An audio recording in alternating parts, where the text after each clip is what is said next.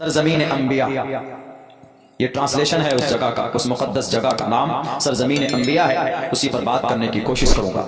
ہم سب جانتے ہیں امت مسلمہ کو اللہ تبارک و تعالیٰ نے سب سے بہترین امت قرار دیا ہے قرآن کی زبان میں، وَأَنْتُمُ الْأَعْلَوْنَ، اور کہیں پر کہا وعد اللہ الذین آمنوا وعملوا الصالحات لَيَسْتَخْلِفَنَّهُمْ فِي الْأَرْضِ، آپ زمین پر خلیفہ، آپ زمین پر قائد۔ کس بنیاد پر کہا؟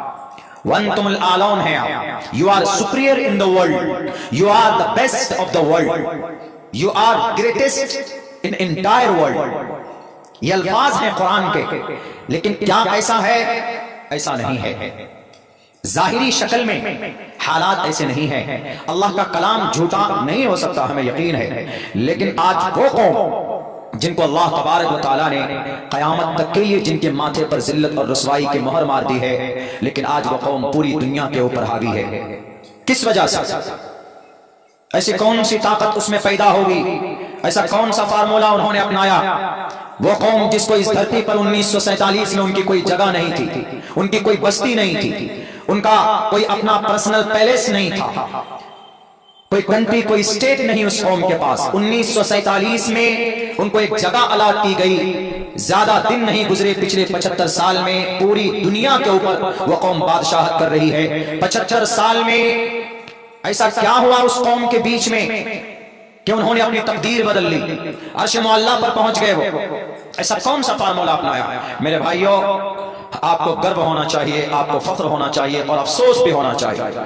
انہوں نے کسی کا میتھڈ نہیں، اس ذلیل اور اس مقہور، اس بدماش قوم نے محمد الرسول اللہ صلی اللہ علیہ وسلم کی زندگی کا 3 رول ماڈل، 3 باتیں انہوں نے اپنائی، 3 باتیں محمد رسول اللہ صلی اللہ علیہ وسلم کی زندگی کی، اور اسٹرکٹلی ریگولرلی اس پر وہ محنت کرتے ہیں، جس کی وجہ سے آج وہ کامیاب ہیں اور ہم مسلمان ہیں، نبی کے عاشق ہونے کا دعویٰ کرتے ہیں، محب رسول ہونے کا دعویٰ کرتے ہیں۔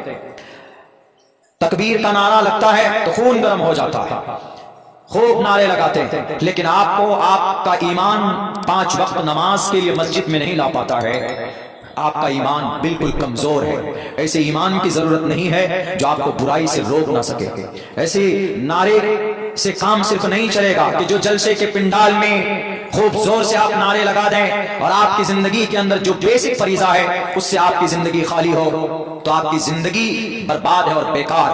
آپ کے عمل کے میدان میں آپ کو کام کرنا چاہیے جو کہ اس ظالم اور اس مردود قوم نے کیا۔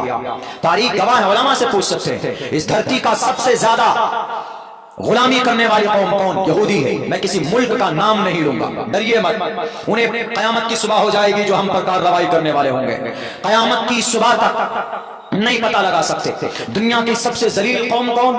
یہودی تھی کہ نہیں تھی؟ 1947 تک ان کا کوئی اپنا کنٹری، ملک ہو، کوئی بستی ہو، دکھا دیجیے، آپ نہیں دکھا سکتے۔ 1947 میں ان کو یورپ نے سرزمین انبیاء میں ایک جگہ دی گئی اور وہاں سے اس قوم نے محنت کی۔ پچھلے 75 سال میں ہر فیلڈ میں اگر کوئی نمبر 1 پر کوئی قوم آتی ہے تو اس قوم کا نام یہودی، اور یہ وہ یہودی ہے جن کے بارے میں اللہ نے قرآن میں کہا مغضوب علیہم، یہ مغضوب علیہم